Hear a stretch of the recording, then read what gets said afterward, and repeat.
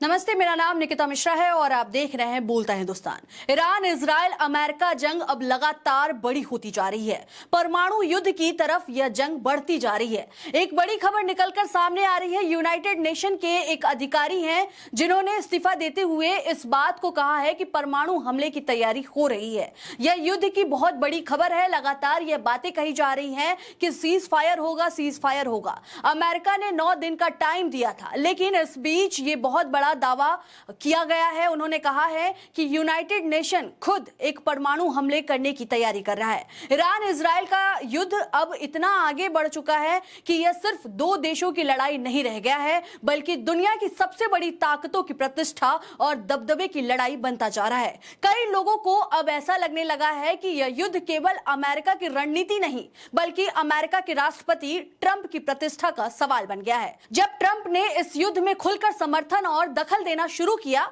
तो उन्होंने कई तरीकों से ईरान पर दबाव बनाने की कोशिश की। आर्थिक प्रतिबंध, कड़ी चेतावनियां और सैन्य शक्ति का प्रदर्शन, सब कुछ किया गया। लेकिन दूसरी तरफ ईरान ने भी जवाब देने में कोई कमी नहीं छोड़ी।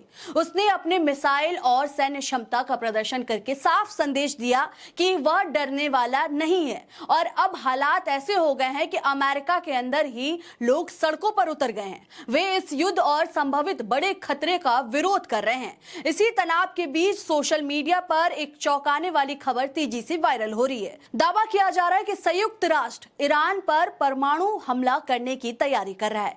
यह दावा सबसे पहले किया मोहम्मद सफा ने। आपको बता दें कि मोहम्मद सफा लेबनानी मूल के हैं और वे पैट्रियाटिक विजन के नुमाइंदे के तौर पर United nation economic and social counselling से जुड़े थे।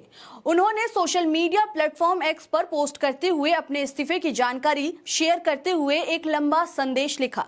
United nation economic and social counselling से जुड़े एक संगठन पैट्रियाटिक विजन के प्रतिनिधित्व के तौर पर काम कर रहे थे। उनका कहना है कि उन्होंने अपनी जिम्मेदारी इसलिए छोड़ दी क्योंकि उन्हें लगा कि मानवता के खिलाफ कोई बड़ा अपराध होने वाला है। मोहम्मद सफा ने लिखा कि उन्होंने ये जानकारी लीक करने के लिए अपने राजनयिक करियर से इस्तीफा देने का फैसला किया है। उन्होंने ये भी कहा कि संयुक्त राष्ट्र के कुछ वरिष्ठ अधिकारी एक शक्तिशाली लॉबी की सेवा कर रहे थे, न कि अंतर्राष्ट्रीय निकाय की। सफा ने कहा, मुझे नहीं लगता कि लोग स्थिति की गंभीरता को समझते हैं, क्योंकि संयुक्त राष्ट्र ईरान में संभवित परमाणु हथियार के इस्तेमाल की तैयारी कर रहा है। मैंने ये जानकारी लीक करने के लिए अपना राजनयिक करियर छोड़ दिया है। मैंने अपने कर्तव्यों को भी छोड़ दिया ताकि मैं मानवता के खिलाफ इन अपराध का हिस्सा या गवाह ना बनूं। इसी के साथ उन्होंने एक तस्वीर का जिक्र करते हुए कहा कि यह तेहरान का शहर है। उन्होंने लोगों को समझाने की कोशिश की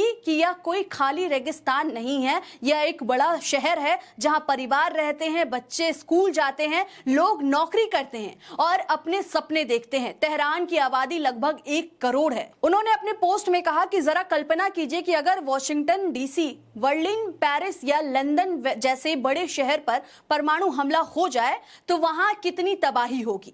उन्होंने दावा किया कि अपना राजनयिक करियर छोड़ दिया, अपने कर्तव्यों को निलंबित कर दिया और यह कदम इसलिए उठाया ताकि मानवता को बचाया जा सके।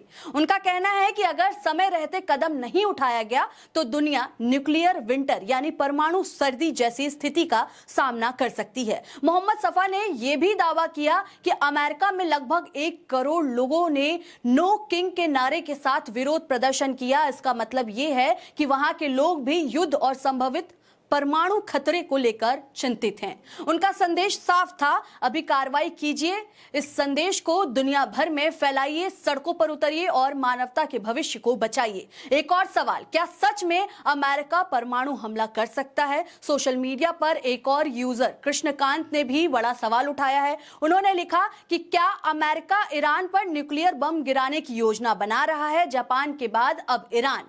यह नरसंहार रोकने के लिए यूएन जैसी संस्थाएं क्या कर रही हैं? दुनिया में यह व्यवस्था कब तक चलेगी कि जो सबसे ताकतवर है वह किसी को भी तबाह कर सकता है? उसी के साथ कई लोग ये भी कह रहे हैं कि जब ट्रंप ईरान को नहीं झुका पाए तो अब अमेरिका यानी ट्रंप न्यूक्लियर बम की तैयारी कर रहे हैं। ये सवाल सिर्फ एक व्यक्ति का नहीं है, आज दुनिया भर में लाखों लोग यही सोच रहे हैं। अब सबसे जरूरी बात सच्चाई क्या है? यहाँ सबसे जरूरी बात समझना है, सोशल मीडिया पर जो दावा किया जा रहा है वो अभी तक आधिकारिक तौर पर साबित नहीं हुआ हुआ है। अब तक संयुक्त राष्ट्र ने ऐसा कोई आधिकारिक बयान नहीं दिया है।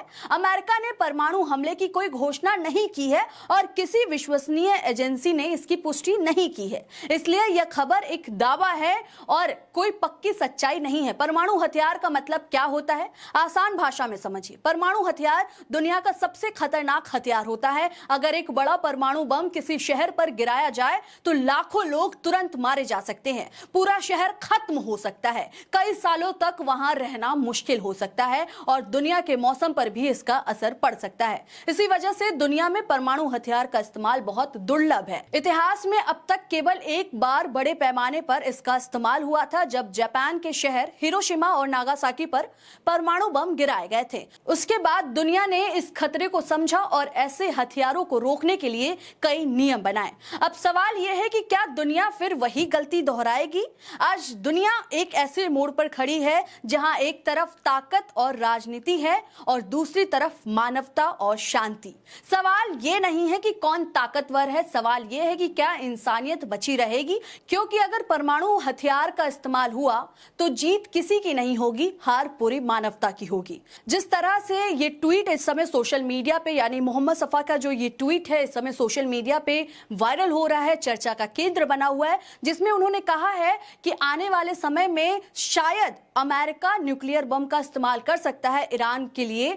क्या ये संभव हो सकता है? आप क्या सोचते हैं इस पे और आपको क्या लगता है जिस तरह से उन्होंने इस्तीफा दे दिया और कहा कि ये मानवता के लिए मैं इस्तीफा दे रहा हूं, इस पे आप क्या सोचते हैं? आपकी क्या राय है? हमें कमेंट्स के जरिए जरूर बताएं। तब तक के लिए देखते रहें बोलता हिंदुस्तान। शुक्रिया।